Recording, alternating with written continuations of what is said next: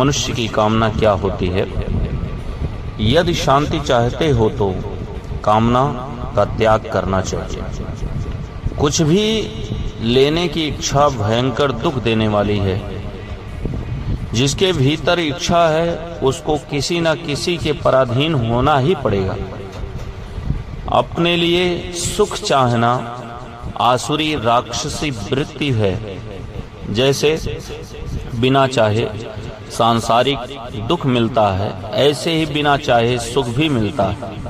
अतः साधक सांसारिक सुख की इच्छा कभी नहीं करना चाहिए। भोग और संग्रह की इच्छा सिवाय पाप कराने के और कुछ काम नहीं आती। अतः इस इच्छा का त्याग कर देना चाहिए। अपने लिए भोग और संग्रह की इच्छा करने से मनुष्य पशुओं से भी नीचे गिर जाता है तथा इसकी इच्छा का त्याग करने से देवताओं से भी ऊंचे उड़ जाता है। जो वस्तु हमारी है वह हमें मिलेगी ही, उसको कोई दूसरा नहीं ले सकता।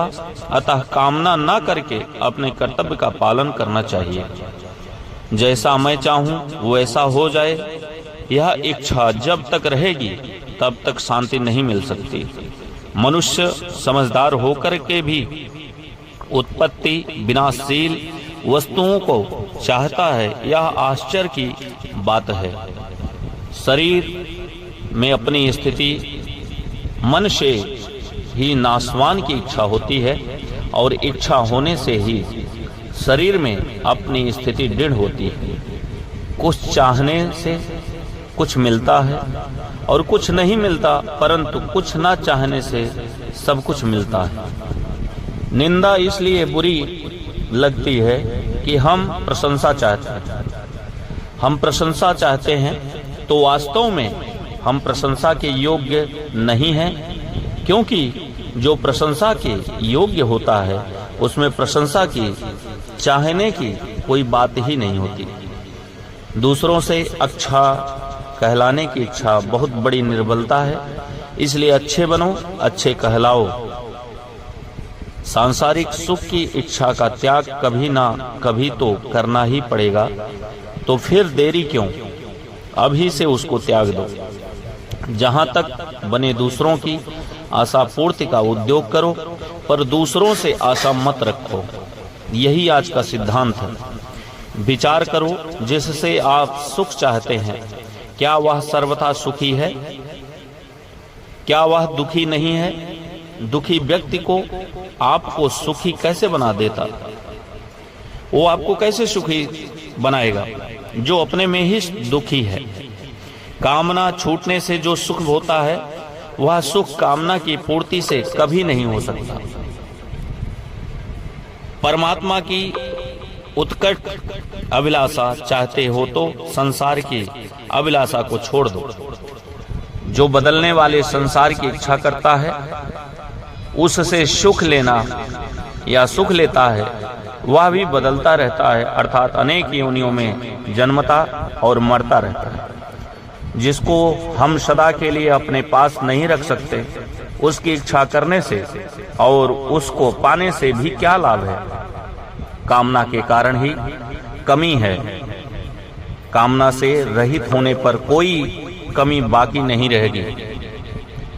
कामना का सर्वथा त्याग कर दें तो आवश्यक वस्तु स्वतः प्राप्त होगी, क्योंकि वस्तुएं निष्काम पुरुष के पास आने के लिए लालायित रहते हैं।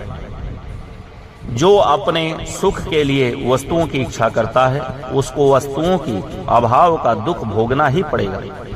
जिसके भीतर कोई भी इच्छा नहीं होती, उसकी आवश्यकताओं की पूर्ति प्रकृति स्वतः करती है।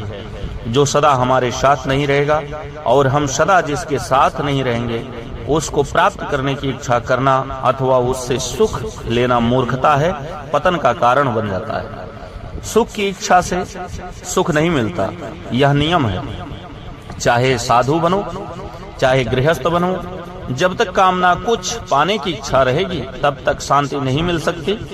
अगर शांति चाहते हो तो यो होना चाहिए, यो नहीं होना चाहिए, इसको छोड़ दो, और जो भगवान चाहे वही होना चाहिए, इसको स्वीकार कर लेना चाहिए। कामना पूर्वक किया गया सब कार्य असत है और असत्य है, उसका फल नाशवान होगा। कुछ भी चाहना गुलामी है और कुछ नहीं चाहना आजादी है। वस्तु के ना मिलने से हम अभागे नहीं हैं, प्रत्युत भगवान के अंश होकर के भी हम नाशवान वस्तु की इच्छा करते हैं। यही हमारा अभागापन है। सुख की इच्छा से द्वैत होता है, सुख की इच्छा ना हो तो द्वैत है ही नहीं। जब तक शरीर को अपना मानते रहेंगे तब तक हमारी कामना नहीं मिट सकती। विचार करें, कामना की पूर्ति होने पर भी हम वही रहते हैं और अपूर्ति होने पर भी हम वही रहते हैं, तो फिर कामना की पूर्ति से हमें क्या मिला और अपूर्ति से हमारी क्या हानि हुई, हमारे में क्या फर्क पड़ा, इसका विचार हमें स्वयं करना चाहिए। जय श्री राधे, जय सीताराम।